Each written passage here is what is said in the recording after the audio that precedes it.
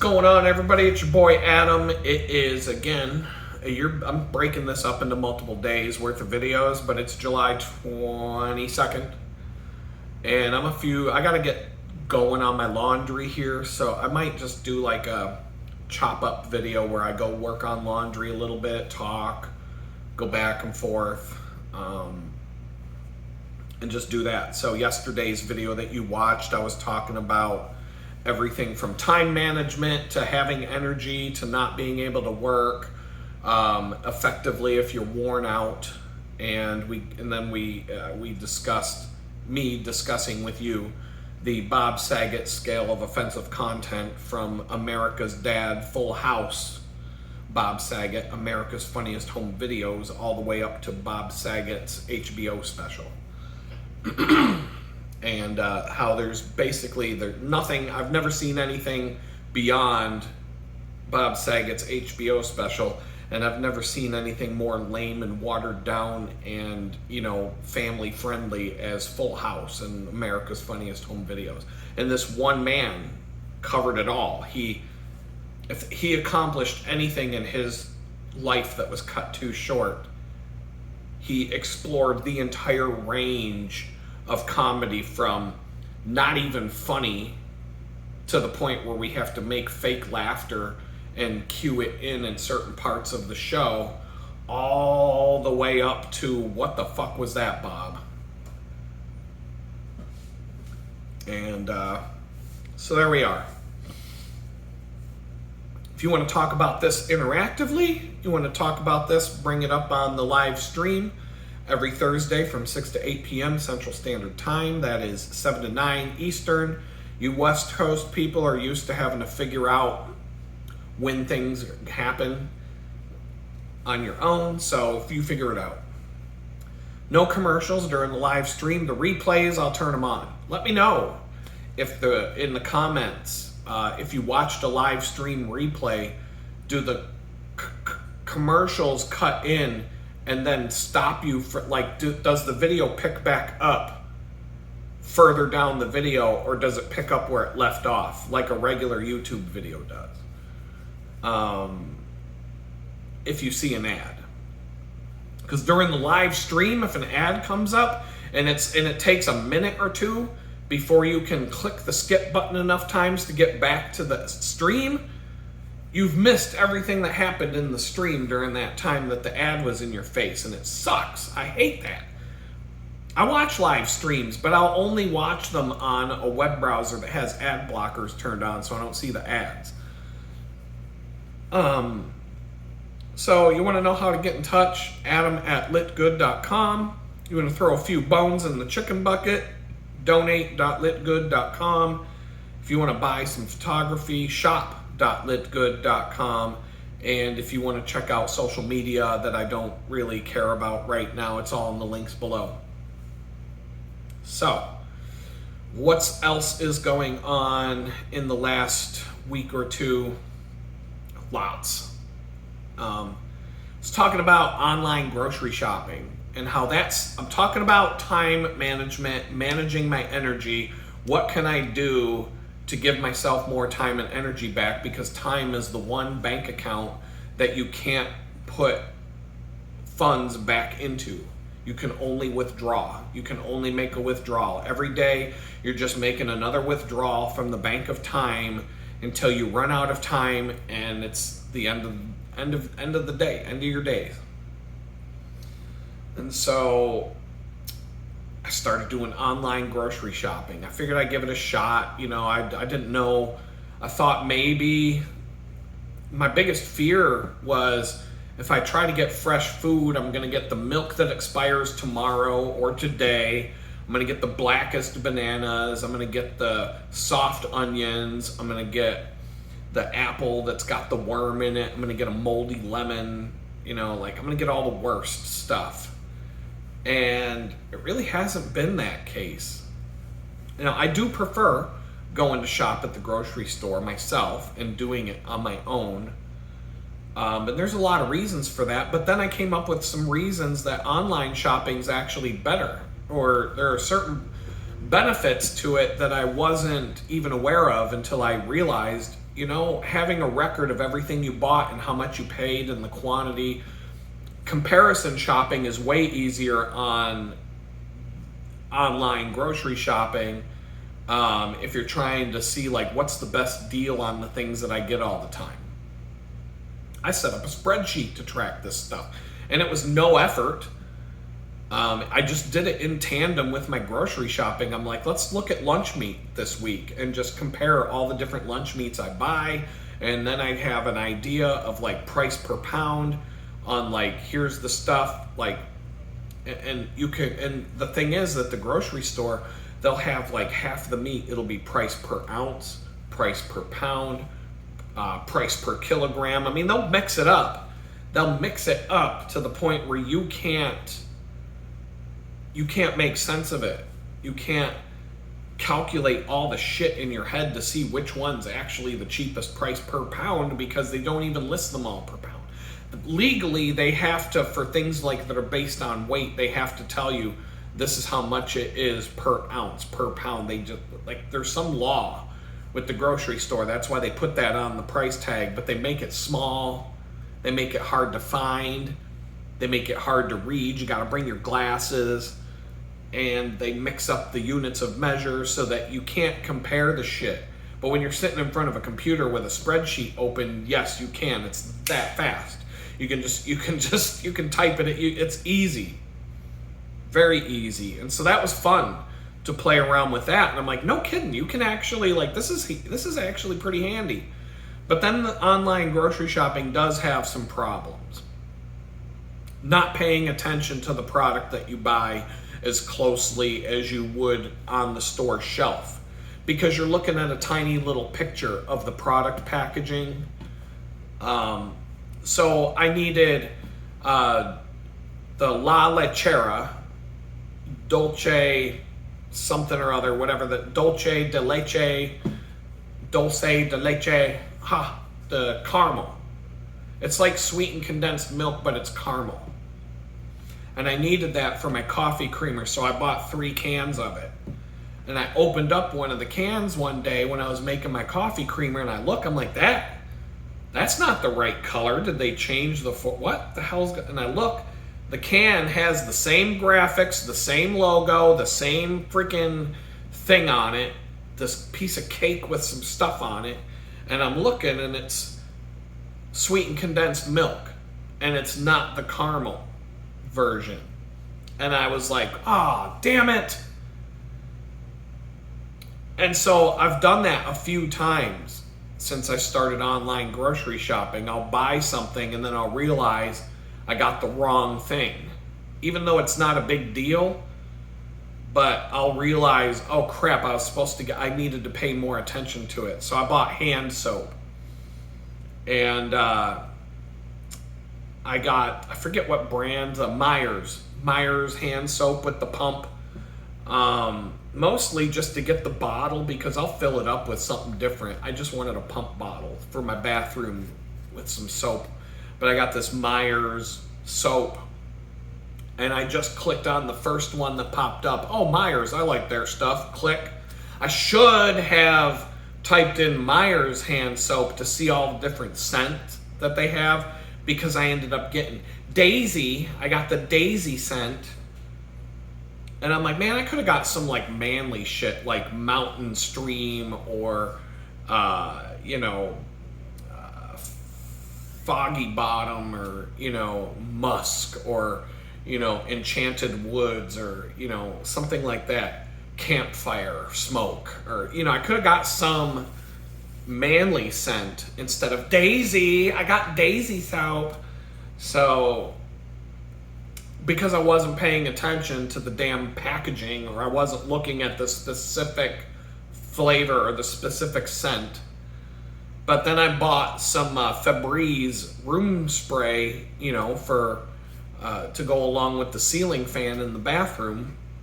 And I studied all of the different scents, like, fresh linen, flowery fields, and like I got like some sort of cold mountain stream or something like it, and even the packaging was manly colors, like dark blues and black and very manly Febreze, not girly Febreze with flowers all over the bottle and flowery fresh scent. It was like, man, woodsy man scent, you know. And so I did that with the Febreze, but with the hand soap, I didn't even pay any attention to it. It's kind of like, but the same thing can happen at the grocery store in person. Sometimes you get something off the shelf and then you get home and you realize, fuck, this is the sugar-free one or the fat-free. I didn't want the fat-free, I want the fat in it. If I'm eating this fucking garbage, I want the fat.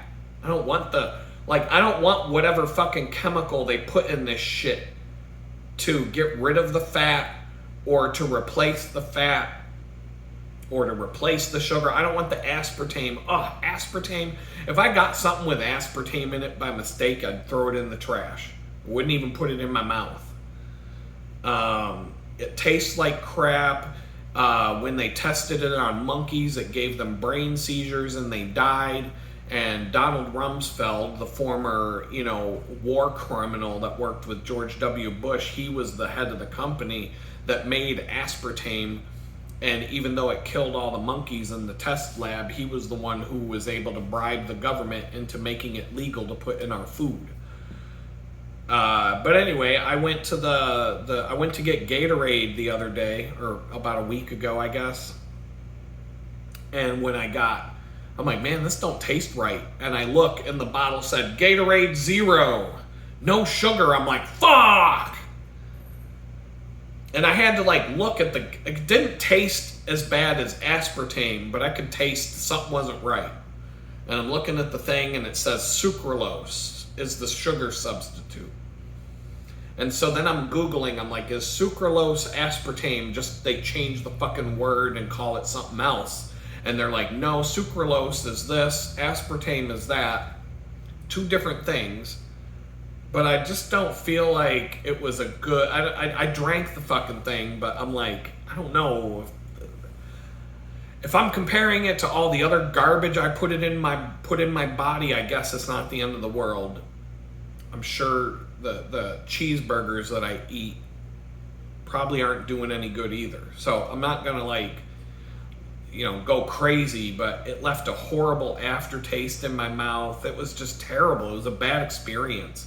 And they do that sometimes with the packaging. They don't distinguish very clearly that you're getting instead of the regular thing that you wanted, you end up with the sugar-free thing that you didn't want, or the fat-free or whatever. I've got some evaporated milk in my cupboard that's fat-free evaporated milk, and now I'm like, what the fuck is in that? So I'm like, I don't even want to use it because I want the fat in it. I get whole milk. I'm not getting 1% milk. What the fuck is white water? You're just drinking a bottle of white water that looks like milk. I want milk, actual fucking milk. So I don't get that 1%, 2% bullshit milk. That's what you drink when you're in prison, and they're pretending to give you some milk. Here's some 1% milk. Some water that we put some white powder in, and there you go. There's your milk, you fucking scumbag. So no, fuck that shit. But I mean, what's in regular Gatorade? High fructose corn syrup. I mean, it's probably just as bad. I don't think they're putting real sugar in that. I need to get some electrolyte tablets or some powdered drink packs with electrolytes for my bicycle rides, so I don't have to stop at the whatever the hell store to get my Gatorade on. And I got to be careful with those to make sure they're not full of some garbage, nonsensical, bad tasting chemical that, you got your electrolytes, but you also got a fucking brain tumor. So I don't know, but it would make it, if I can find the right thing. The regular electrolyte tablets, it's like 2 little salt pills. They're tiny little pills. It's like taking 2 aspirin, drink some water. It's pretty much the same as drinking the Gatorade in terms of putting the salt back in your body. But not paying attention at the grocery store can happen at the grocery store, but I find it more likely, and it's happened to me more than once already, and I've only been online grocery shopping for like 3 weeks now, something like that. I don't even think it's been a whole month yet. This week will probably be my 1 month anniversary of having groceries delivered, aside from the things I have to go to the store to get, because they won't deliver. They won't deliver the snobby milk that I want, so unless I can find another store that will. So, but yeah, the electrolytes, you know, I had to get the Gatorade and I had to drink it. I had to put my electrolytes in my body or I was going to have a hard time. At some point on those hot days, after the 10-mile mark, between 10 and 25 miles, at some point there's a risk of me riding along feeling great and then all of a sudden be like, oh, like the battery just got, like the battery, like an alkaline battery will drain slowly and you'll know that the battery's getting weak, but a nickel metal hydride battery a rechargeable battery, those things die like that. You'll have a light that you're powering with those batteries and it'll go from being bright and on to off. Like as you're riding your bike, you use those batteries, you're listening to music, done, stops, off. They just die instantly. They don't give you any warning that they're gonna die, they just die. And that's how it is when you lose the electrolytes. You watch these riders in the Tour de France, they finish the race, they go 110 miles in 3.5 hours, and they're covered in salt. They look like the Bonneville salt flats when they get off the bicycle. It's like, holy shit, your spandex used to be black, now they're white and crusty. That's crazy. You got to replace the salts when you ride. You can't just rely on drinking water, especially when it's hot. When it's cold outside, you can get away with it a little bit more. You don't sweat as much when you're riding in the freezing cold. But speaking of the Tour de France, I just got done watching stage 10. I'm on stage 11. And we are currently on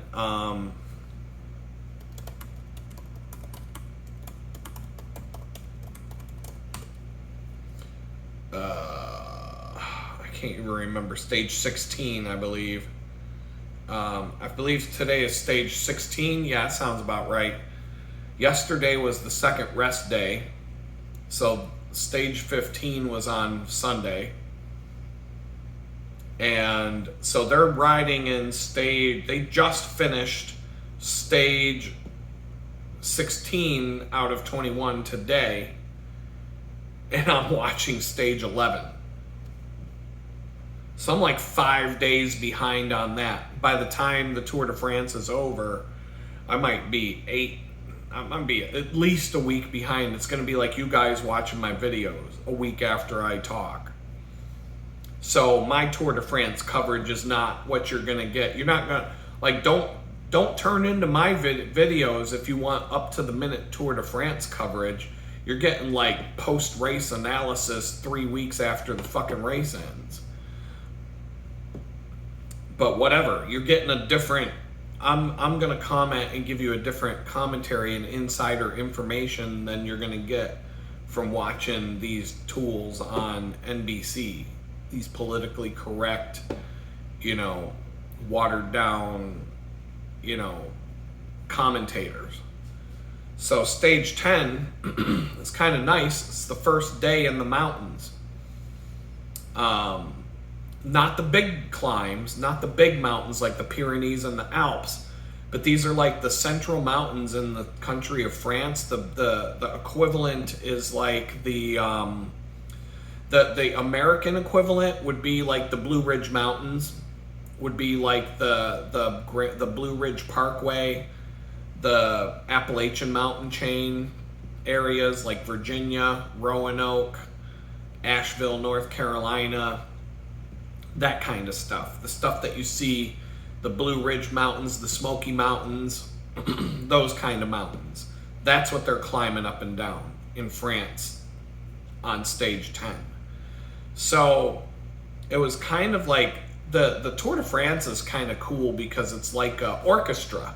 It's like the maestro, the organizer of the race, builds up drama, and like it's like a 3-part act because there's 2 rest days. So the first 10 days of the race builds up to a crescendo, and then they get a day off to rest. So it builds up. It's a bunch of flat stages. Then they stick a time trial right in the middle to put time differences between the riders and bring out the people that are probably going to win the Tour de France and separate them from the people who have no chance. And then they go a couple more flat days, maybe like a kind of hilly day, and then another flat day, and then a hilly day, and then a flat day. And then on day 10, which was also Bastille Day in France, which is also, it's like the 4th of July in America. That's the big mountain day. That's whole first 10 days is building up to now they're in mountains, and now they're climbing mountains, and now it's like, holy shit, now it's game on. So it, like, the whole first 10 days of the race builds up to this crescendo. And then after their first rest day, they're back to riding a flat ride where the sprinters will have a chance. And that's what I'm watching right now. I'm on like day 11 or stage 11. I guess that's day 12 of the race. So as of stage 10, they're down to 173 riders in the game. Just like I said, it's like watching the Squid Game.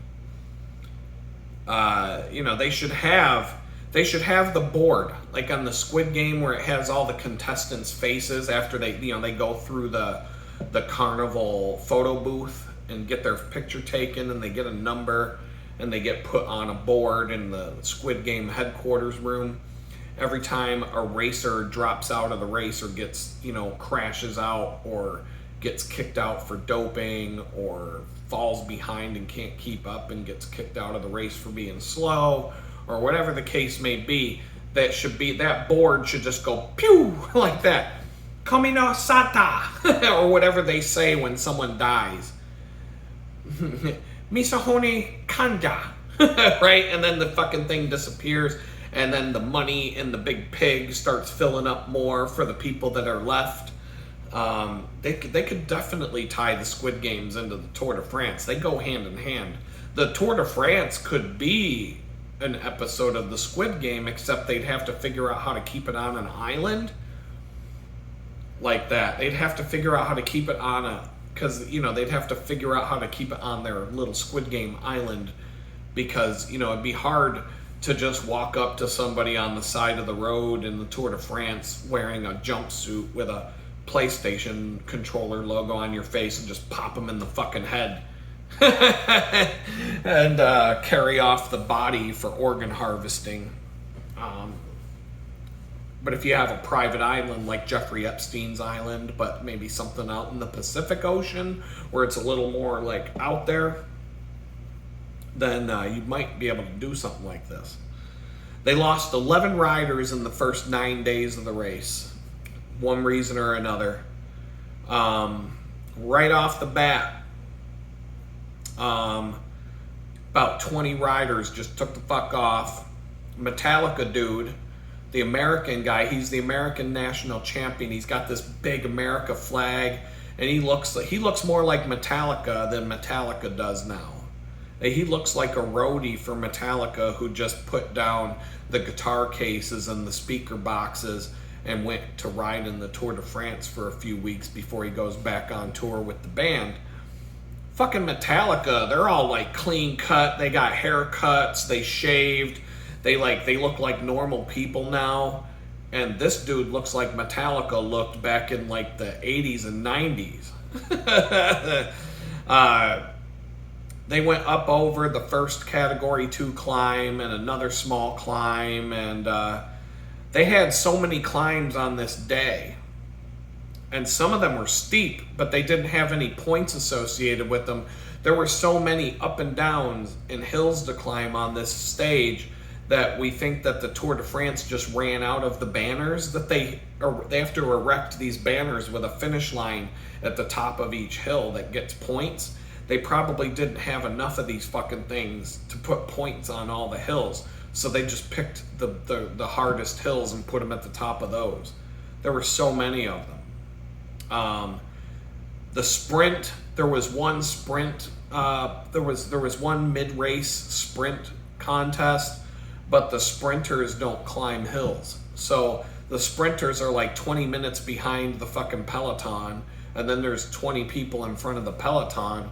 So the people who got the sprint points that day it's just fun, just something a little bit fun to put in your bucket to take home. I got 20 points in the sprint race. The sprinters that actually can fight for the green jersey they didn't get any points that day, and they didn't give a fuck about it. So like for that there was nothing going on in the sprint jersey. But one of the things they were showing is that people were getting flat tires, and they're talking about these modern bikes, these $30,000 road racing bikes. It's harder to change someone's wheel when they get a flat tire now. Aside from the tubeless tires and the sealant and all the bullshit you have to do to change an actual tire on a modern road bike now, that's like a day-long project now to change a fucking tire on a bike, because of how these things, I don't even want to get into the details on that, but it's a fucking nightmare now to change a tire on a modern bike, because of what they're doing now. But just to change the wheel for the team mechanic on the side of the road, they used to just be able to open up a quick release lever with their hand, bop out the wheel, grab a new wheel, drop it in, turn the lever, and off you go. Now it's more like a NASCAR situation where they got to remove the axle from the wheel with they use a electric drill with a Allen key bit on it. They got to go like that and pull the axle out, slide the wheel out of the frame, and then they got to be real careful putting the new wheel on, because they got disc brakes now. And so you got to line up the brake disc with the brake caliper. You got to make sure if you squeeze the brake lever by accident on a hydraulic brake, you're going to squeeze the calipers together and they're going to get locked, and you're not going to be able to put the fucking wheel on. So you got to be careful not to do that. You got to slide that wheel in just perfect so it goes in to the disc goes into the brake caliper. And then you got to get the wheel back on, and then you got to put the axle back on the wheel. Then you got to take your electric drill and put it back together. And so like all this new technology that's supposed to make everything better is making it more complicated. And honestly, like on the side of the road, if I had a flat tire on a modern road bike, I'm going to have an Allen wrench with me, so I'll be able to get the wheel off. But if I have to change from a tubeless tire to putting an inner tube in because my tire got fucked and I can't, like maybe there's a nail in my tire. A lot of times with the new tubeless tires, you have to put sealant in the tire, like liquid. It's kind of like Fix-A-Flat. And so that if something does puncture the tire, the Fix-A-Flat, the chemical seals the hole for you. But you'll still get flat tires. And now you've got sealant going all over the place, and you've got, it's a fucking mess. It's a mess. I don't even want tubeless tires on my bikes. It's a mess. And so they were talking about that in the commentary, and I'm like, you're damn right. I know plenty of people who go tubeless on the mountain bike, and then they get a flat tire, and we're all just standing around watching the person and laughing our ass off as they get shit all over them, and they go through this fucking nightmare of trying to fix their flat tire. Well, if I get a flat tire, it's like 5, maybe 10 minutes of hanging out on the side of the trail. Somebody packs a bowl and passes that around while Adam's fixing his flat tire, and we all get back on our bike and we're on our merry way, and it's all good to go, and I didn't get shit all over my clothes. So And then when you get home from fixing a flat tire with tubeless tires, you got to go through this whole fucking process of cleaning up, and it's a day-long project now. When it could just be something you fix on the side of the road to get back on your bike and go. So, but yeah, that's the commentary on the wheels now. The new bikes, they're cool, but these bicycles are getting ridiculous. They're getting to the point where if a screw strips out, you got to buy a whole new bicycle because you can't replace the one little part that went bad. You know, every single part on these bikes is starting to become to the point where they're custom made. And if something breaks, they're like, oh, well, that's last year's bike. We don't make that part anymore. So you just spent $20,000 on a fucking road racing bike, and you have a bolt that stripped out or doesn't hold its tension anymore. And you're like, well, sorry, that's last year's bolt. We don't make that anymore. Here, just buy another $20,000 bike. Who fucking cares? Just throw that one away in the garbage, and here, buy another bike. They're trying to do that with everything now. They're trying to make it so that when you buy something, you buy a fucking electric car for, you know, say you buy a used electric car and it's $30,000, and then the battery doesn't hold a charge anymore. Oh wow, it's $50,000 for a new battery. You got this perfectly good car that the only thing wrong with it is it needs a battery. The battery costs as much as a new car. How the fuck do they even make a profit? If the battery costs as much as the car, how do they make a profit when they build and sell the fucking car? With all the other shit that it takes to make a car, how does it happen? The whole thing is such a bunch of bullshit.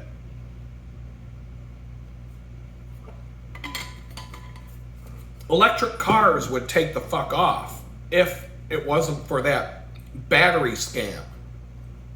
It's a scam. People would buy them.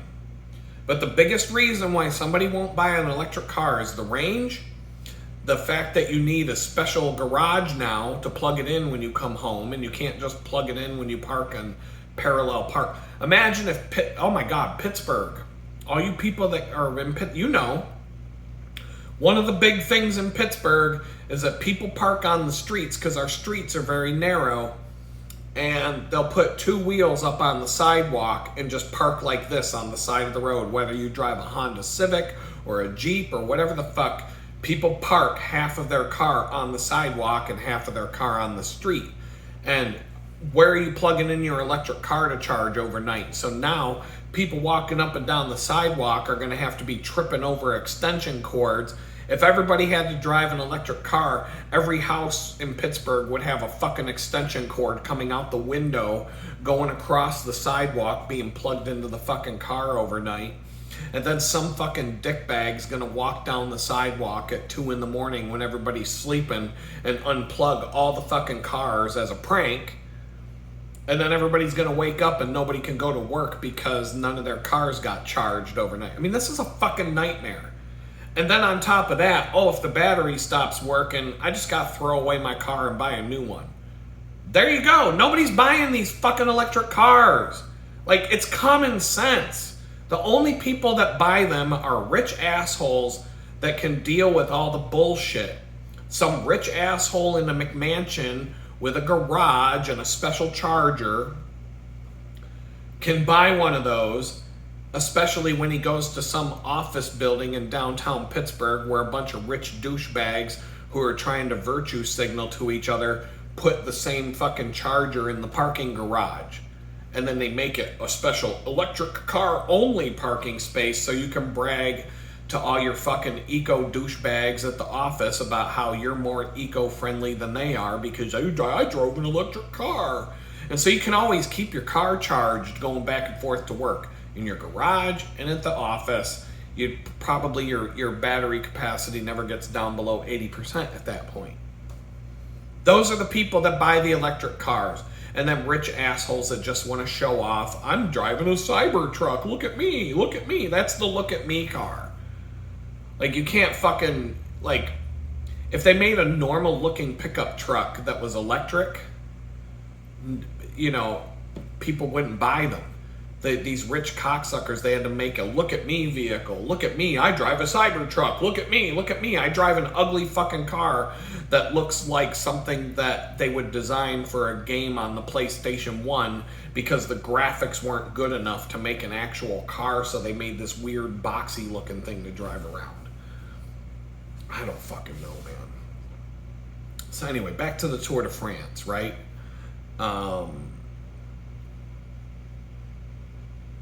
50 years ago.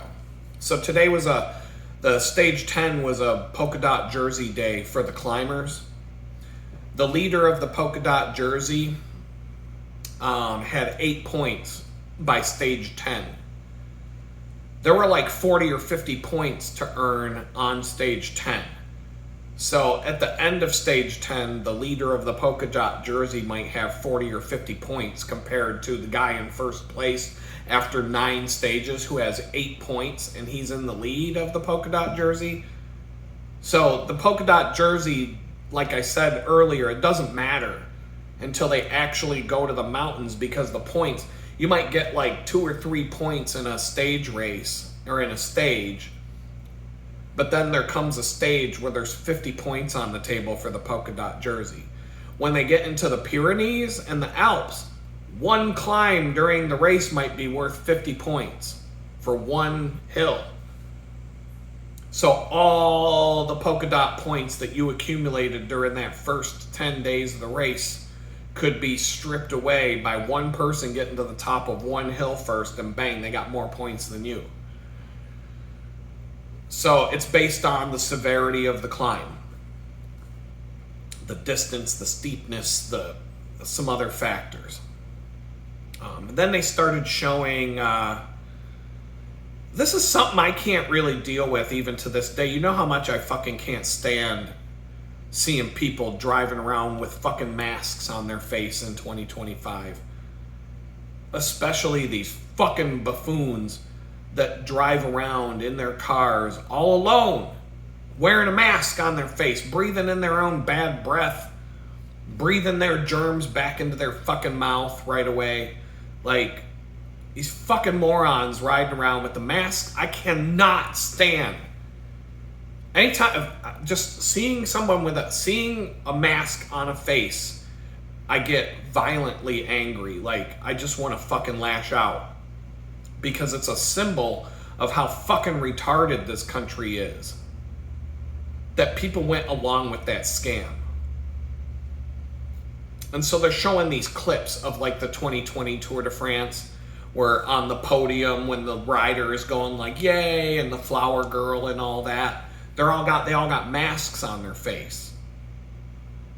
And so the masks match the jersey. So when they're standing on the yellow jersey, he's getting a yellow jersey, he's got a yellow mask now. And then the polka dot jersey, when he gets the polka dot jersey and he's on the fucking podium, he's wearing a polka dot mask. And I'm like, oh, how fucking cute was that? Ooh, look at that. Ooh, he's got a matching mask. I'm surprised they didn't make the fucking cyclists wear the masks on their face during the fucking race. They're not standing 6 feet apart in the fucking peloton, are they? I'm surprised they didn't put the fucking arrows on the road that says you can only go this way. I'm surprised they didn't ban people from standing on the side of the fucking road during the race. But yeah, if I was a professional bike racer during 2020, I would have ended my career, because I'm not going to put on a fucking mask. Like, you would not have been able to get me to wear one of those stupid masks ever. Up to the year 2022, when the vaccine came out, it was required for you to be vaccinated if you were a rider in the Tour de France, anybody on the team, and just to be a fan standing on the side of the road, they could come check your fucking vaccine pass. Like, that they really backed the fuck off on that, didn't they? Because they know that what they did was wrong. And now they're just trying to pretend. You hear all these politicians now, they get on TV and they say, well, all that stuff was optional. We weren't forcing anybody to do that. Were you fucking awake during the time that they were forcing everybody to do that? Saying you can't go grocery shopping if you don't have a vaccine pass. You can't go to a restaurant without showing your vaccine card. They fired me from a remote job where I worked from home. I got fired for not taking a vaccine and showing my vaccine pass during the fucking Zoom meeting when everybody's working from home, but they're coming to the Zoom meeting with a mask on their face. Because they're a bunch of fucking retarded ass members of a Jim Jones vaccine cult. And they all drank that fucking Kool-Aid. These fucking idiots. I've never seen bigger fucking idiots in my life. Look at how mad I am right now, just thinking about this shit. Seeing somebody with a fucking mask on their face, I just want to go up and be like, fuck you, you fucking piece of shit. I fucking hate these people. I fucking hate people that wear masks on their face, especially now. You got your 20 fucking booster shots from Dr. Fauci and 6 different fucking vaccines, and you're walking around with a heart that's about to explode, and you still gotta wear a mask on your face. What in the fuck is the mask even for at this point? It's just to tell everybody I hate Donald Trump? Is that the only reason you're wearing a fucking mask? Is so everybody that sees you knows, I hate Donald Trump. I hate him. If Donald Trump were to get out and tell you to wear a mask, would you stop wearing the fucking mask finally? You fucking idiot. You fucking retard. I saw like 3 of them yesterday. I just want to walk up to him and grab him by the fucking shirt and be like, what the fuck are you doing, you fucking idiot? But I'm on federal probation, and that would probably get me in a little bit of trouble. So I just keep it to myself and go on my merry way. You know, I don't have to participate in this retarded ass shit. So fuck it. But here it is.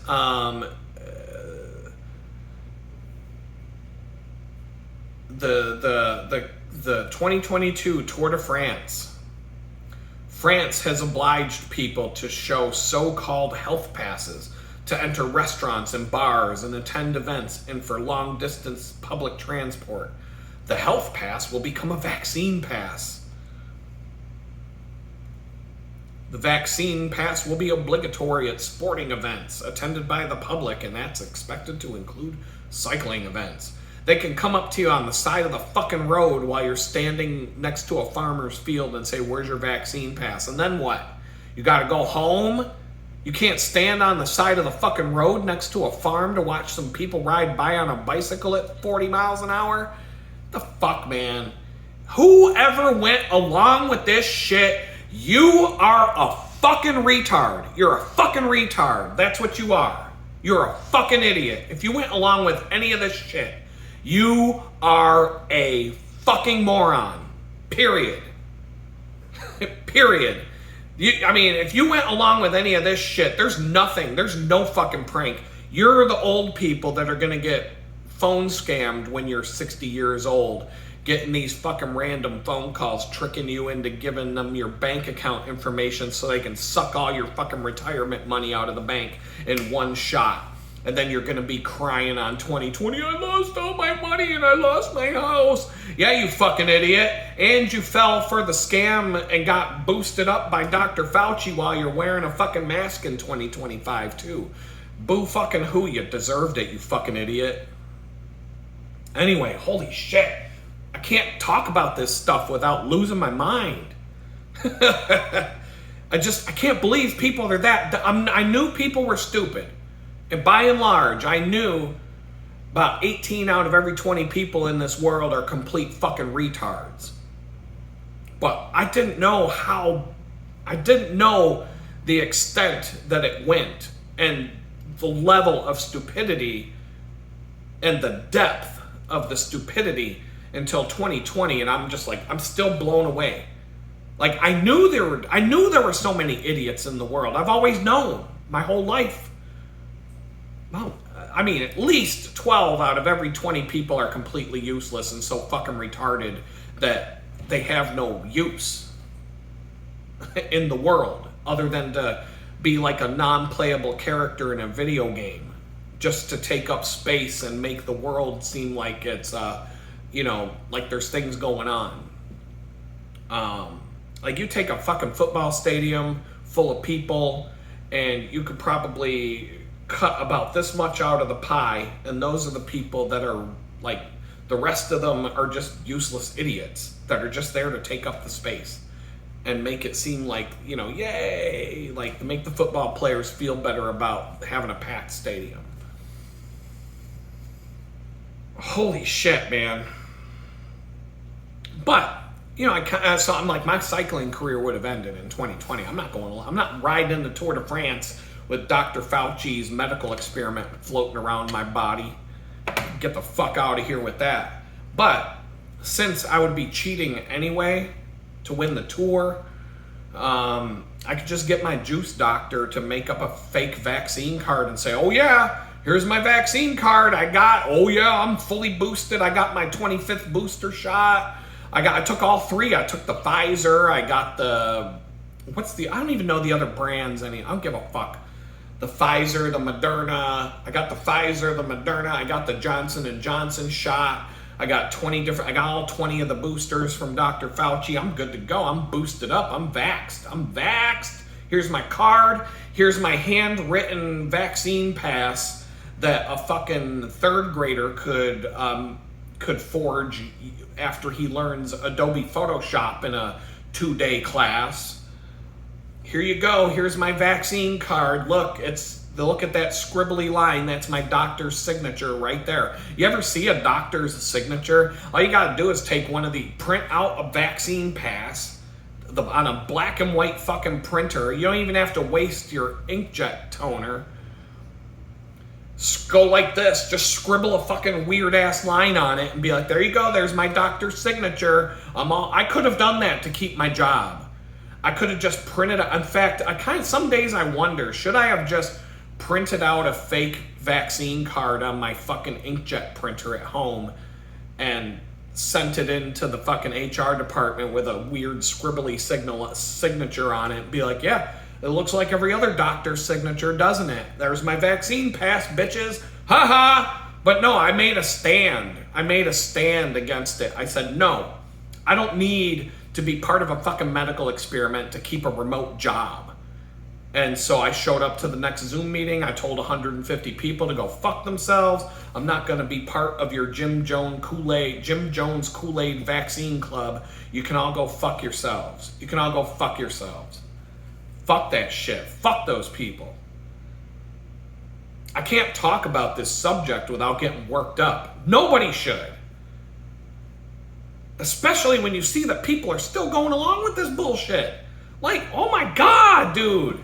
Are you going to be wearing that stupid shit on your face for the rest of your life? Like, I don't leave the house without a pair of underwear on. I don't freeball it out in public. I mean, some people do. I don't, it doesn't feel good. You get all sweaty. You get all, I get the boxer briefs. Tighty whities, that's too much up in there. Boxers is like, it's like freeballing it, but you got some cloth in between. That's too wild and untamed. You get the boxer briefs. They get up in the crease. They keep the beans and the franks, compact, like where they're supposed to be. And you got a little bit of cloth up in the crease to soak up whatever fermented cheese is being made down there. It's perfect. That's like the perfect mix. I don't leave the house without a pair of underwear on. Some people, that's a mask. I'm not leaving my house. I gotta put on my underwear and I gotta put on my mask and then I get dressed. Like, what the fuck, man? These people are so fucking stupid. I cannot be nice about it. I can't. But yeah, I could have cheated if I was cheating in the Tour de France already, I'll just have my juice doctor give me a fake vaccine card so I can go race my bike. I don't want to take the vaccine because I don't want to just put anything in my body, unless it's EPOs, steroids, performance enhancing drugs, or bags of my own blood that I took out of my body when I was at the top of the high mountains in the Rockies and then wanted to put back in my body the day before the hilly day of the stage race, that's fine. But I'm not putting that vaccine. I'm not taking the vaccine. Fuck that. And I mean, aside from all the pro sports athletes that just magically drop dead on the sports fields after taking their vaccine, because, athletes in their prime have heart attacks all the time. We've known that throughout history. Athletes in their prime always drop dead out in the middle of the sports field from a heart attack. That happens all the time. But riders in the Tour de France have died from putting their own blood back in their body. That's a thing. If you put too much, like maybe they decided they really needed it, like I got to put the whole bag in at once, and their body will if you put too much of your own blood back in your body out of your bag of blood that you set aside for that day, if you put too much of it back in, your body might not know what to do, and it'll just go haywire, and it'll just fucking doesn't compute. Your heart will explode, and you'll drop dead off of the bike. You'll just fucking fall off your bike and be dead. So it's not just, Dr. Fauci's not the only mad scientist that can kill you in the modern day Tour de France. Dr. Ferrari and these other cycling doctors, they can kill you just as fast. But the yellow jersey, the fame, the fortune, the mansions, the hot women, all the things that go with women winning that bike race are probably, it's worth taking a risk. But I'm not putting the vaccine. No, the vaccine's where I draw the line. But in 2025, the vaccines, they're not mandatory anymore. They're like, oh shit. Like, really? They're backing off on all that shit because they know they pushed a scam on the public, and now they're trying to walk away. All these politicians are like, we never told you that was mandatory. We never tried to force you to do that. You fucking kidding me? Rewind the fucking clock and look back. Go back to YouTube in 2020 fucking 2 and tell me they weren't trying to force that on people. Fuck you. Fuck you and your backpedaling. All these fucking politicians, they run around because they're so fucking old. We still have so many fucking old people in Congress. They don't realize we have this shit called the internet now that records everything you ever say. Everything that ever came out of your fucking mouth. There's a video of it. And now in 2025, when you're like, I never said that. I never said that it was mandatory. And then you just go back and say, well, what about this video from 2022 where if you don't take that shot, you don't get to live. We're making this mandatory. You need to buckle up and take your shot. Right? Fuck you! Fuck you, Justin Trudeau. Fuck you, Joe Biden. Shut the fuck up. Stop fucking making up this bullshit like I never said that. I never said that. But we got a video of you saying it. Like, are you that fucking old and stupid that you don't realize every single thing that ever comes out of your fucking mouth as a politician is recorded and backed up for the internet for all time? And now 3 years later, I never said that. Here you go, you said it. It's right fucking there. Well, that's not what I meant. I never said. They'll still fucking say, they'll look you straight in the fucking eye and they'll tell you that they never said it after you play the video of them saying it. Like, what the fuck is going on with these fucking people? And the fucking, these stupid mouth breathers with their masks on their face just eat it all up. They're too stupid to even know that they're being lied to when it's put right in your fucking face, man. But anyway, 2025, all of a sudden, oh no, we don't require a vaccine. No, what kind of nonsense is that? We don't require a vaccine to participate in the Tour de France. Of course not. The UCI, the Tour de France organizer, they relaxed their health protocols significantly during the height of the pandemic. According to a 2023 UCI statement, health passes, vaccine certificates, and negative COVID-19 tests are no longer required for participation in road cycling events, including the Tour de France,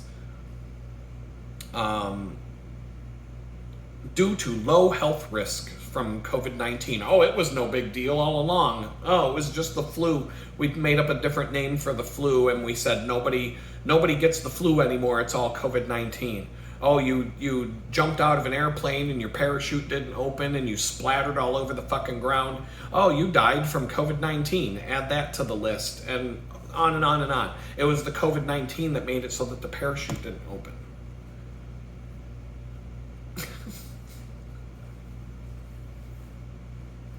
So now that not taking the vaccine could be considered,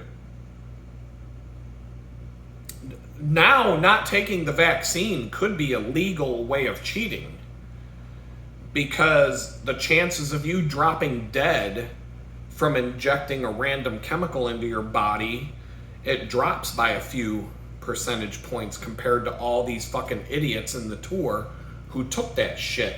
And now it's just a ticking time bomb before their heart goes boom. And it will kind of come out, won't it, someday, that how many of the riders in the Tour de France gave fake vaccine cards because they didn't want their heart to explode while they're riding their bike, so they had their juice doctor give them a fake pass. And then if it comes out that the winner of the 2020 Tour de France or the 2022 Tour de France gave a fake vaccine pass so that he could enter the race, does he get to lose his yellow jersey like Lance Armstrong lost his yellow jersey? I don't know. So anyway, moving on from that. I gotta take a break. I get worked up over that topic, and I always will. I'm never gonna let that go. Any of you fucking people that went along with that shit, any of the friends that I lost because I had friends that I lost because I said I'm not taking the shot. And then they said, we got into an argument and then we weren't friends anymore. Fuck you. We're never going to be friends again. You're a fucking piece of shit. You're a fucking piece of shit. I never want to talk to you, see you, have anything to do with you ever again. Fuck you. We'll leave it there. Anything else that I would say from there might get me in trouble. So, to the hill climbs. Bastille Day, France. 4th of July Day. It's the day that, just like in the 4th of July here in America, America said, you know what? All you fucking scumbags that run this country that want to do shit to us, like force us to have a vaccine card to go to a fucking restaurant, they killed them. They're like, fuck you. Boom. That's why we have fireworks on the 4th of July, because it's like a recreation of the cannonballs and the muskets that we used to drive the tyrants out of our country so that we could make our own laws and have freedom and be able to live our lives without these fucking tyrants micromanaging our lives. The same thing happened in France, except in France, oh shit, they took it to another level. They made this thing called the guillotine, right? And the French, they invented this shit for Bastille Day, for the French Revolution. They dragged the royal family out of their fucking castle, and they said, all right, say your last words, stick your head in this hole, hold up the fucking head for the whole crowd to see, toss it into a bucket, game over.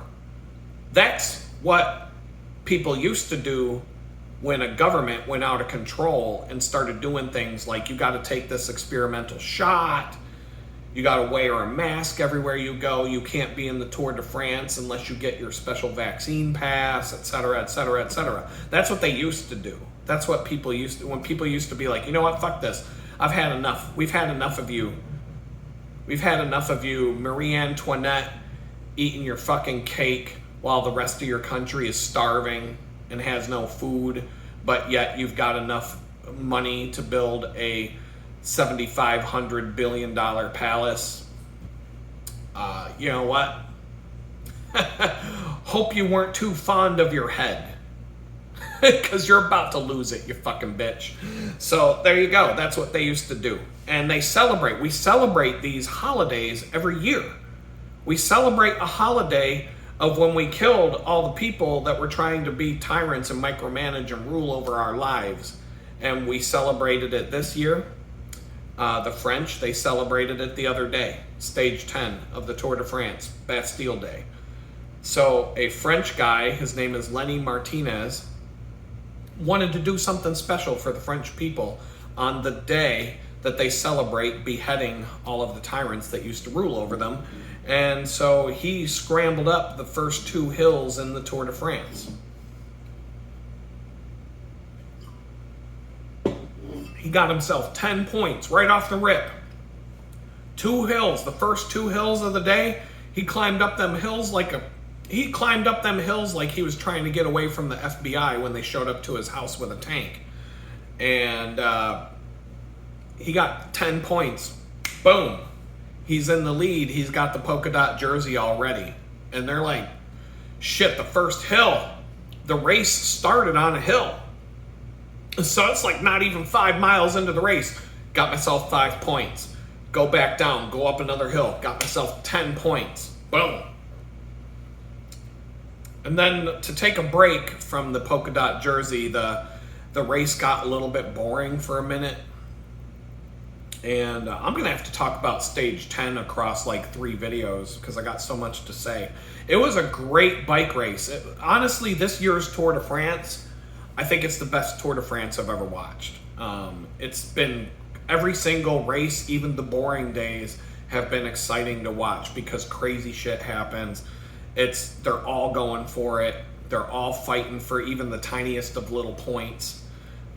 Even in the hill climb race where there were sprint points to be won, but the sprinters were all 20 minutes behind the peloton, the people that could get the points were fighting for them. Even though it's like you're going to have like 20 points in the green jersey contest, and Milan has like 130 points or some shit now for the green jersey, and his closest competitor is like 60 points back. But these people are competing for 20 points, even though that's the only 20 points they're going to earn the whole Tour de France. They still want it, and they're fighting each other for it, and it's fun to watch. It's cool. There is cash and prizes on the line. Every time somebody goes across one of those point races first, the team gets a prize. There's like money, thousands of dollars. They get a bonus. As a rider, if you do that, you're going to get a bonus in your paycheck. And if you're just a water bottle bitch for the team, your paycheck's not going to be Tadej Pogacar or Jonas Vingegaard or whatever. Every announcer pronounces the names different. I don't know how to pronounce any of the names. I don't give a fuck. I'm a fan of Metallica dude from America and Ben Healy, who would have been a member of the IRA if it weren't for the fact that he got into bicycling because he got kicked out of Britain, became Irish, and said, fuck the British, I'm going to win for my country, Ireland. Those are my 2 favorite riders right now. The rest of them, I don't give a shit about any of them. But just like I'm sidestepping, when the race gets boring for a little bit, they'll just start. Well, there was a commercial break, and during the commercial, there's a commercial for another Jurassic Park movie. And I'm like, another Jurassic Park movie? What the fuck? Do they come up with like 3 of these every year now? Like, it's like the new Fast and Furious. I think that they should do a collaboration between the Fast and Furious movies. Aren't they on like, I don't even know how many of those there are. But like the Jurassic Park series could merge with the Fast and Furious series, and they could do like a collab together because they each got enough movies in the collection to do this kind of shit. Just like Alien versus Predator, where they took Alien movies and Predator movies and brought them together and made its own thing, and now they all belong together. Why not do it with Jurassic Park and Fast and Furious? Like, you could have Fast and Furious 26, Jurassic Drift. Fast and Furious 27, Fossil Fueled. right? You could have Fast and Furious 28 dyno testing. Some of you car people know what that means. Fast and Furious 29 Raptor Road Rage, right? And then cap it all off with Fast and Furious number 30 Extinction Level Event, right? I mean, are they really gonna be able to make, Vin Diesel's gonna be walking around in a fucking walker with the yellow tennis balls at the bottom of the fucking legs, just barely able to fucking, he's gonna be eating applesauce with a fucking straw at a nursing home, and it's gonna be like Fast and Furious 72.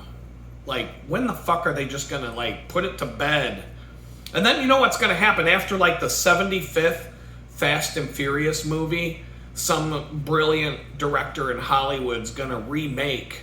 We're gonna remake the Fast and Furious series starting from the beginning of the story and do it all over again. Just like they do with, how many times they do that shit with Batman?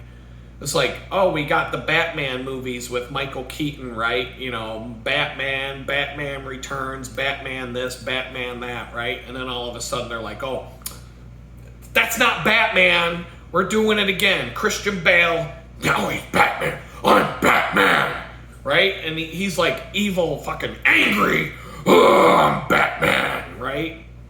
And you got like Batman Begins, Batman Returns, Batman Dark Knight, Batman with Bane, whatever the fuck they are. And then all of a sudden they're like, nope, that's not Batman. That's not Batman. We're going to go back. Okay, George Clooney, come on in. You want to be Batman for a minute? They're like, okay, here you go. Batman. He gets to be, now we got not George Clooney, Ben Affleck.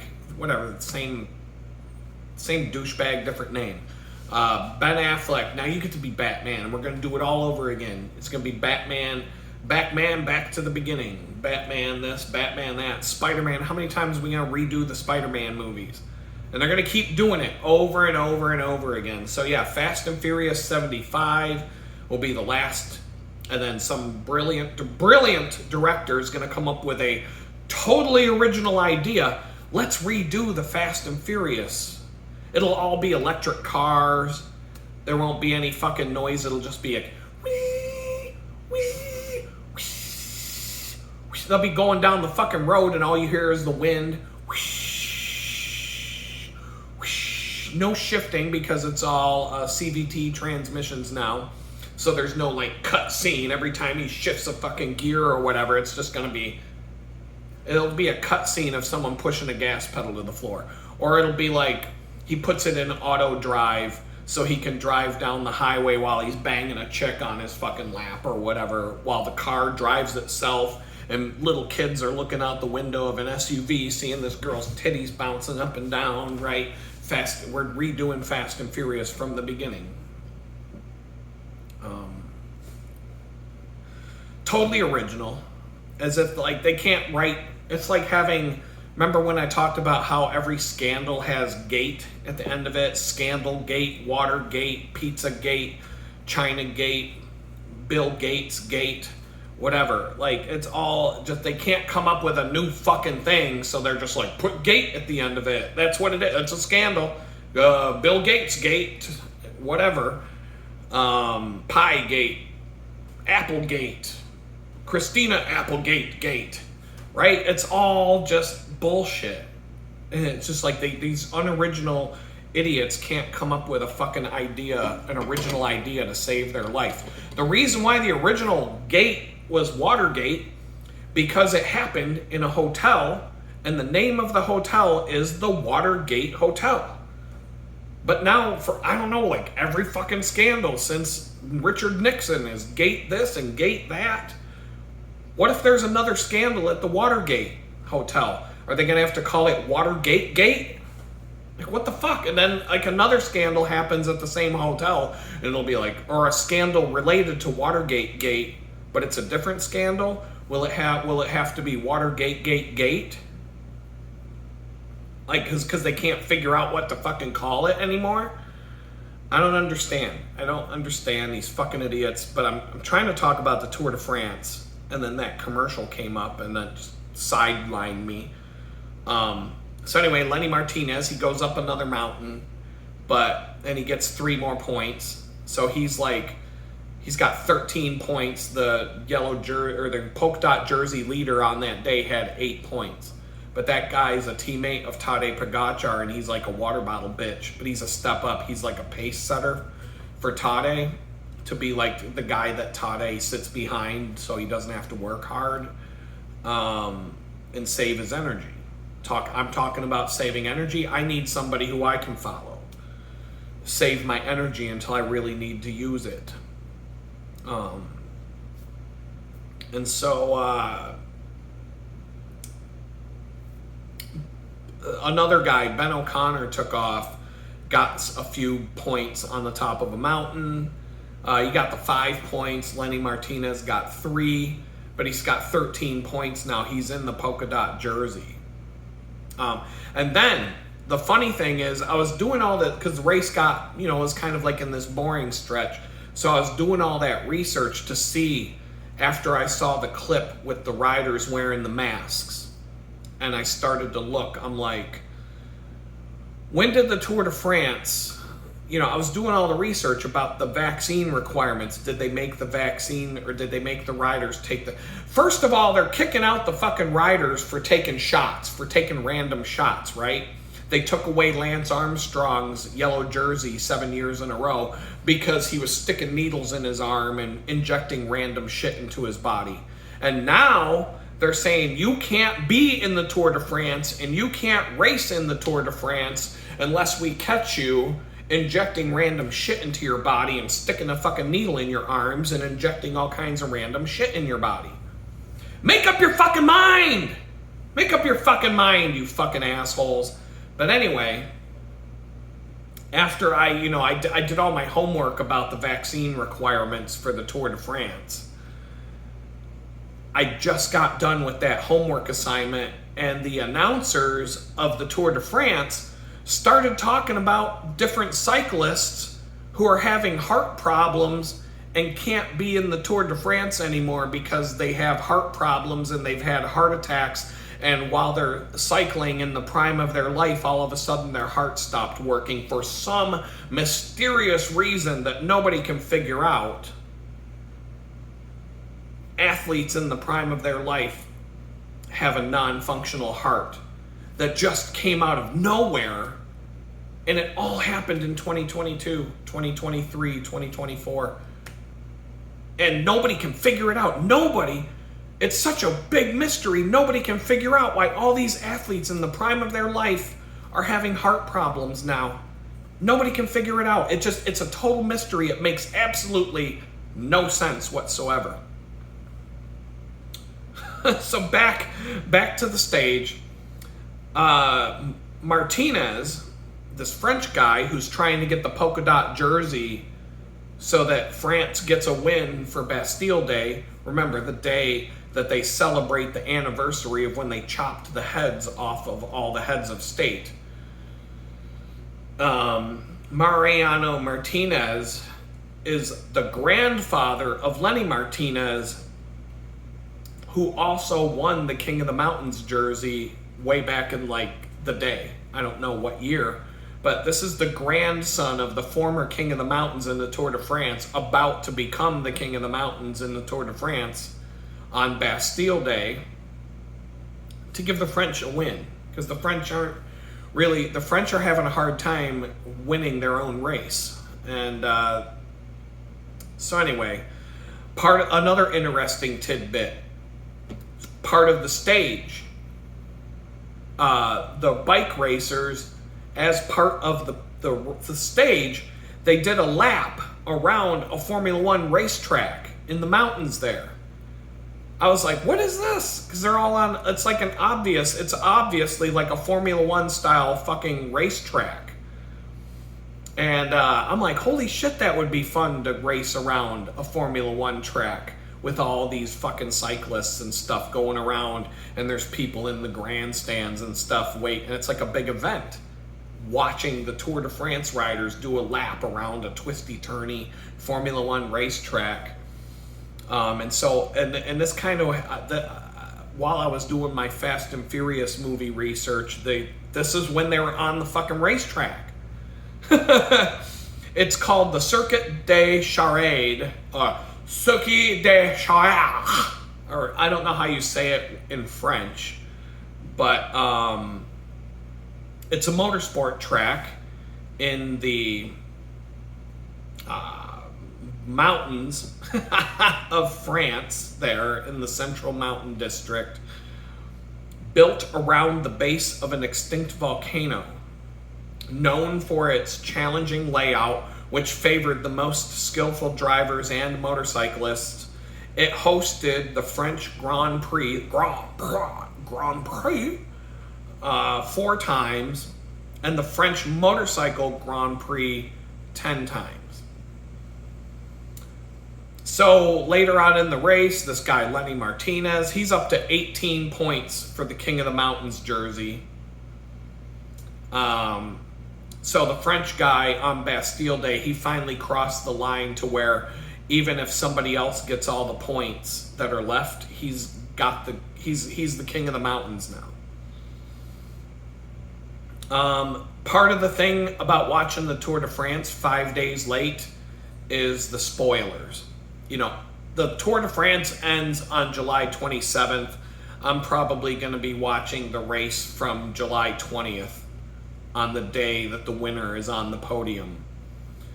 The spoilers, I don't think I'm going to get to the end of the race without knowing who won. There's going to be some headlines going to pop up, YouTube feed, there's going to be a video title, something's going to happen. I get spoilers already about what's about to happen. There was a headline that popped up on YouTube saying Tadej Pogačar crashed. I think it was stage 11. No, I'm on stage 11 right now, and it said he crashed. And it's like the Squid Games. They're just like, see ya, bitch. He's laying in a fucking ditch. Later, bitch. They take off and they leave him. Done. They're not going to stop the fucking game because someone died. They don't. People die in the Tour de France, and they're like, oh, ain't that a bitch? I'm out. They keep going. They don't care. They might look over their shoulder and be like, shit, that sucks. Hope it doesn't happen to me. You're gone. You don't wait around. But it said something about Pogačar crashed and nobody waited for him. Well, boo fucking who? It's a bit. Life's a bitch. So is the Tour de France. It's the Squid Games of bicycling. You die, you die. It's how it is. They're going to come back and get your fucking body tomorrow because nobody's got time to stop and deal with that shit. It's the Tour de France. We're going. But then I saw another headline that said Pogačar's back in yellow. I'm like, oh, so he crashed. They left him on the side of the road. He picked his ass back up, got back in the game, and now he's back in the yellow jersey. And then there was another headline. It said a team car ran over a bunch of spectators. So, fuck, man. Yeah. It's just like when the protesters for Antifa clog up the road and somebody you can't fuck around with that shit when someone's driving a Dodge Ram pickup truck around town, right? I can't even safely ride my bicycle down the road when I'm the only one on the road. I'm in the right-hand side of the right lane or on the shoulder, and you've got 2 whole lanes where you can pass safely. There's no other traffic on the road. And the fucking douchebag in the Dodge Ram pickup comes up to me. Get the fuck out of my way, you fucking faggot! Fuck you! Blowing a big cloud of black coal smoke as he goes by. And then he's off because he thinks that I kept him from getting home to beat the shit out of his wife. That's how the guy in the Dodge Ram pickup truck treats you when you're the only guy on the fucking road and you're on the side of the road and he wants to get by. So what do you think he's going to do when Antifa fills the road and blocks the actual road? You're getting run over. You're just going to be a grease stain on the fucking road after he shows up. So it's the same thing in the Tour de France. I just told you, you could die. You could go off the edge of the road in a mountain and die, and they're just gonna fucking you're just gonna. It's like Mount Everest. There's dead bodies all over the slopes of Mount Everest. They're gonna be there forever because nobody wants to drag these dead bodies off the mountain. They got like fuck that shit. I gotta get myself down this fucking mountain without dying. I ain't got time for you. Like, they'll just like let you die. Like, if you're gonna die on Mount Everest, if you have problems and you can't, sorry dude, you're gonna have to die. I got shit to do. I gotta get home. That's how it is on Mount Everest. Don't believe me? Look it up. They let people die up there all the time. If you can't walk to the top, turn around and come back on your own, you die. They leave you there. They're not gonna try and bring you back. They're not even going to try. They're going to be like, oh, sucks to be you. Sorry, I got shit to do. Bye. That's what it is in the Tour de France. You go careening off a fucking mountain cliff on your bicycle and you splatter all over the fucking rocks. Oh, sucks. Gotta go. Gotta go. Tour de France. Tour de France. Gotta get out of here. Team car. If you're a spectator on the side of the fucking road. Now, Bernard Hinault, the Badger, Greg LeMond's former teammate, the crowd blocked the road on the Alpe d'Huez. He got off his bike and he punched people and he pushed people out of the way and he beat the shit out of a bunch of people. Then he got back on his bike. He's like, get the fuck out of my way or you're next. And he went up the fucking road and won the stage. Okay? They don't fucking care. If Antifa's gonna show up at the Tour de France and block the road, boom, you're getting run over by the team car, the director of the race. They're going to plow you off the fucking road. They're not going to give a fuck. There'll be a 75 bicycle pileup because nobody's even going to hit a brake lever. If you don't get the fuck out of the way, they're going to hit you. They're going to hit you. So I saw a random headline. I don't know when it's going to happen, but I'm watching because it got spoiled. That a team car ran over a bunch of spectators on the road in the Tour de France, and I'm like, oh boy, oh boy, when do I get to see this? Was it Antifa? Are they holding up "I hate Donald Trump" signs? Like, what is it gonna be? I can't wait. It's the Tour de France. Nobody's fucking waiting for you to get out of the way.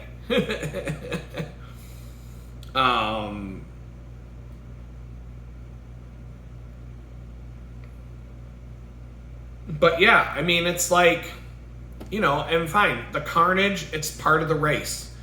And, you're gonna see it. You're gonna see it. I mean, it's not like you can't unsee that. You know what I mean? Once it happens, it's there. It's like the spoilers, right? Once I see it, I can't unsee the spoiler. Like, I can try to forget about it, but I'm not ever going to be able to forget what I just saw. So at the end of the Tour de France, I'm going to see a headline, so-and-so won the Tour de France. I'm not going to be able to just forget about that. I'm not going to be able to just tune it out and pretend I don't know who won while I'm watching the last 5 stages of the race. I mean, there might be some how did he win? But I'm going to know who won. It's like seeing a naked photo of Nancy Pelosi. Right? And once you see that shit, you're never going to be able to unsee that. You're never going to be able to forget that you saw that. Even if it's something that you never wanted to see. Even if you never wanted to see anything like that. If you see it, it's over. You can't unsee what has been seen. Oh, man. So, I mean, at least if you got a blowjob from Nancy Pelosi, you wouldn't have to worry about teeth. Unless she forgot to take her dentures out.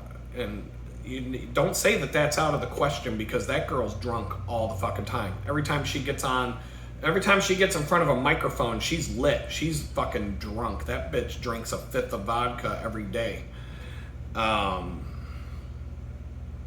don't say it could never happen. But it's not something I ever want to see. It's not something I ever want to see. If Nancy Pelosi was a slump buster, I would still be in a slump because Not worth it. Not worth it. Even the connections, even if I could be like, Nancy, give me some good stock tips. You make $175,000 a year, but you're as a public servant for the last 150 years, yet somehow you're worth $400 million. Give me those stock tips. Like, how do you do it? What company should I invest in next? It might be worth it just for the stock tip, but that's a lot of, that's, ugh. So this guy, George Zimmerman, I'm calling him Hamburger Legs. He didn't start stage 10. He's the guy who crashed out in stage 9, and he hit the road and just slid across that shit like it was sandpaper to the body.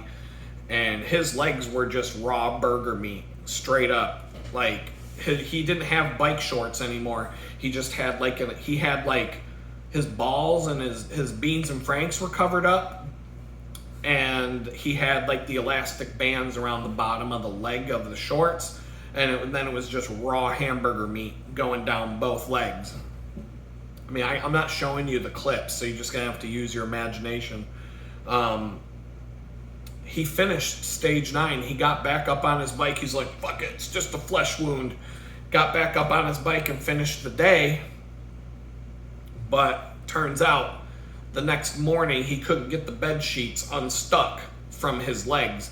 They formed a permanent bond between his hamburger meat legs and the bed sheet that he slept in, and they would have either had to cut off the bed sheet, how are you gonna rip that shit off your leg without wanting to die?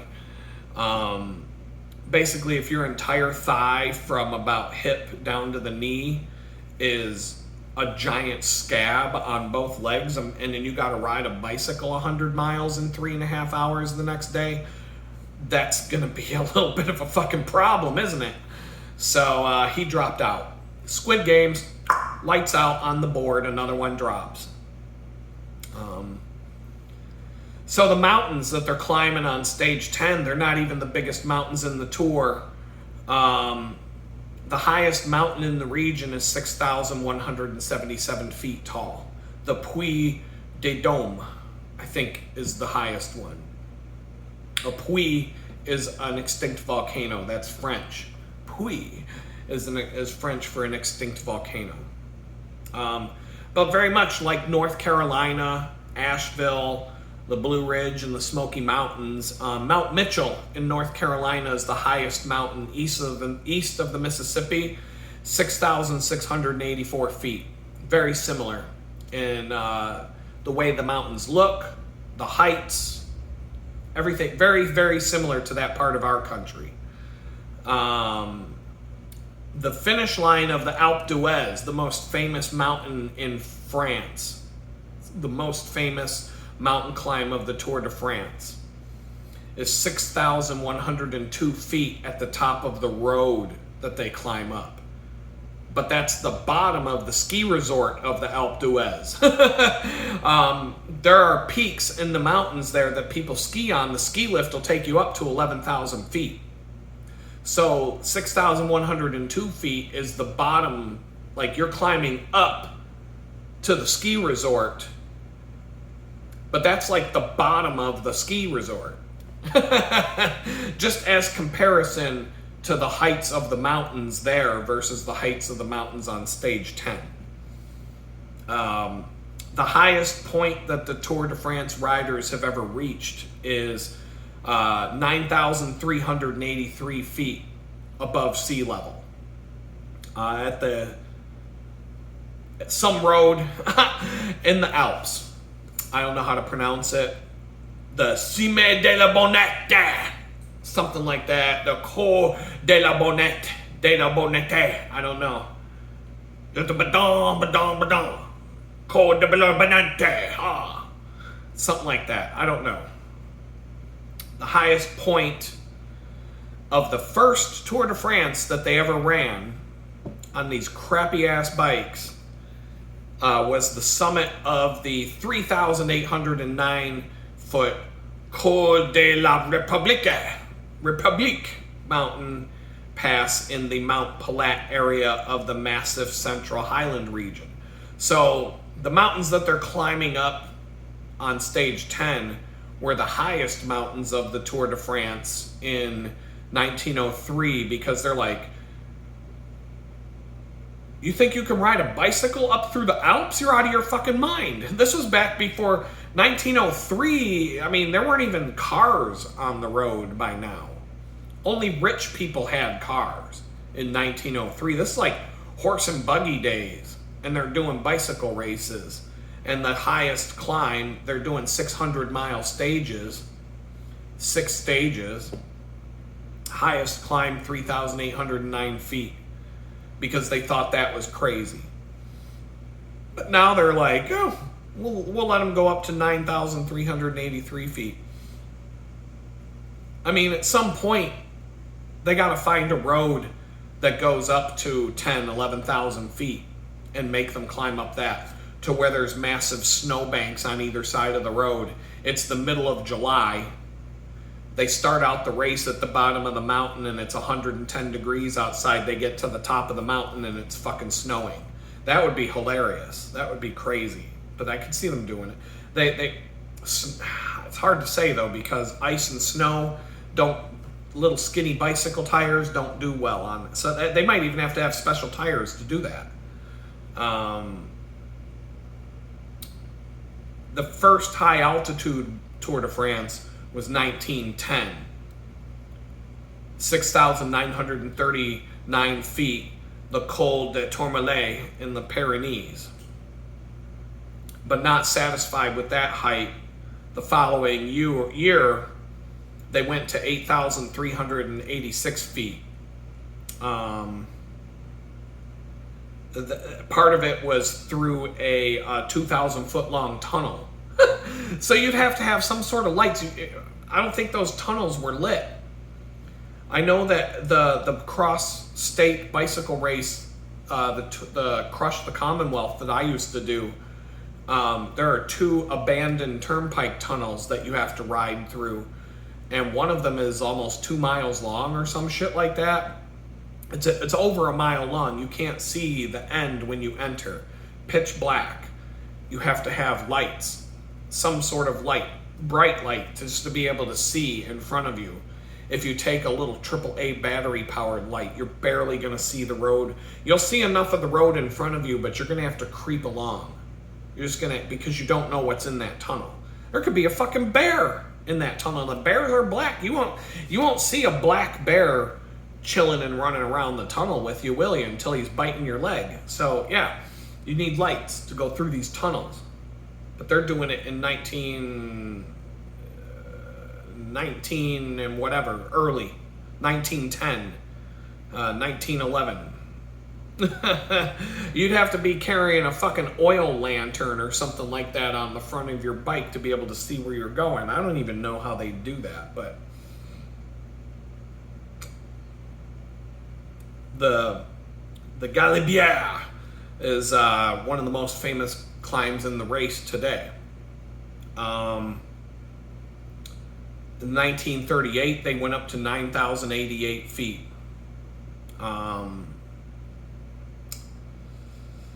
And then the 2019, I believe it was the 2019 race, they went all the way up to that 9,000 and whatever I said it was, 9,383 feet above sea level. Crazy. Then, we get to another fun facts section of the tour where they are talking about, because they're in another boring part of the race, so they're either showing like helicopter shots of some old church or farmers' fields, or doing a little like montage of the past, or what. They're kind of filling in the time. They took us to a wheel factory where they're making the wheels for one of the teams. It's in Colorado somewhere, made in America. And they're talking about how Tadej Pogačar got special wheels that are 179 grams lighter than the wheels the rest of the team rides, because he's the special guy. Each wheel is signed by the builder of the wheel. And if a rider wins a stage of the Tour de France, the builder of the wheel gets an email notification saying that his wheel was, or his wheels are the winners of the stage that day. And so I'm like, that's kind of cool. That's like being employee of the month at the bakery, though. It's like, it's fun. It's cool. You can use that to brag to your friends at work or whatever. But, Tadej Pogacar gets like an extra $1 million for winning a stage of the Tour de France on the wheels that you built. And you got a $10 Starbucks gift card or some shit for your part. So, yay, right? I work at the wheel factory, back to work. He probably doesn't even get a free wheel because these wheels cost more than that guy makes in a year. So, I don't know, man. I mean, I'm assuming that working in the bicycle wheel factory would be a better job than some of the other jobs I could get right now, but you'll never be able to afford the bikes that you're building these wheels for if you work at the bike wheel factory. Like, that's kind of an ironic thing. Oh, I make $10 an hour working at the bicycle wheel factory, but the bicycle costs $40,000. I can't afford it. I wonder if the guys that work at the bicycle wheel factory ride their bikes to work. Or, like, do they make enough money to afford a car? Or are they like me, they gotta ride their bike to work because they can't afford a car? I don't know. I do know a guy that worked for Specialized, the bicycle company. In fact, I think he still works there. And he told me, I worked with him side by side at a company I worked at. We were both front-end web developers. He was a very smart guy. I learned a lot from him. He was a really good guy to have on my side. But he went to work for Specialized. I didn't even know he was into cycling. I don't even know if he knew he was into cycling, but you go to work for Specialized and you go, he worked in the software department. They go on lunchtime bicycle rides. They've got their own private mountain bike trails around the Specialized headquarters, and it's like you would expect. It's a cycling friendly job. Probably get some really banging deals on Specialized bicycles. That $30,000 bike might be $15,000 for the employee. They might even have like an employee credit plan where they take money out of your paycheck. You can buy the $30,000 Tour de France bike, and I would not be surprised if they got some payment plan where if you're an employee, they just take it out of your check. But if you get laid off, your last check, you can probably gonna have to turn back the bike in, or I don't know how it works, but I'm sure they got something for the employees. They go on lunchtime bike rides, and it's a cycling friendly place to work if there ever was. You'd think it would have to be, being a bicycle manufacturer, one of the world's biggest. And they probably have a good culture there. I got that impression when I reached out to an email address and a vice president from Specialized messaged me back, gave me all this information that he could find about the serial number of my bicycle and what all the different parts of the serial number mean. And he was like, it's too old for me to really tell you everything you want to know, but this is about what I can, he's like, I can point you in this direction. But they make so many bicycles that, like, I can understand that. Especially, I think it's like a 2003 bike, and here it is, 2025. It just happened to be, the bicycle happened to be almost brand spanking new when I bought it. Like, it's been in a suburban McMansion garage for 20-something years, and now somebody's finally riding it. Ben Healy, the guy who surprisingly pulled off a breakaway in one of the previous stages and ended up getting a stage race win, the 24-year-old Irish Republican Army guy that I'm fans of now because he's a cool motherfucker. He got in a breakaway and he's 4 minutes ahead of everybody. And if he can pull off stage 10, winning the stage and keeping that breakaway, he'd be in the yellow jersey at the end of the day. The green jersey folks, they're like 15 minutes behind the peloton, or they're 15 minutes behind the race leader, and that'll just keep dropping and dropping and dropping. Those are all the sprinters, the track racers, the people that can't climb the mountains fast. But the ones that are on a flat pavement, get out of their way because you're not going to beat them. The mountains crush those people. And so they're just pedaling. They're like me coming home from the bakery after a bad day. They're just riding their bike, enjoying the fucking scenery of France. Oh, look at that view. That's really cool. Oh, we better get going because there's the bus to scoop us up and kick us out of the race if we don't pick up our pace a little bit. Like, that's what they're doing. They don't give a fuck. They just need to get to the finish line because they're competing for that green jersey. They don't care about the rest. They can't compete for the other stuff. Turns out, in 1989, Mariano Martinez, the grandfather of the guy who just got into the polka dot jersey, he won the Tour de France stage on Bastille Day. So now his grandson, if he can pull that off, he's in that breakaway. That would make the French pop a few champagne corks right there. But I'm going to have to stop the video right here because I've been talking about the Tour de France, and now we're like it's going to take as long as the stage to talk about the stage. And so if I don't stop the video now, you're just going to be more bored. If you made it this far, cool. If not, you're not a super fan. So I'm going to stop this video, and the next one you see, I'll just pick up where I left off. Peace out.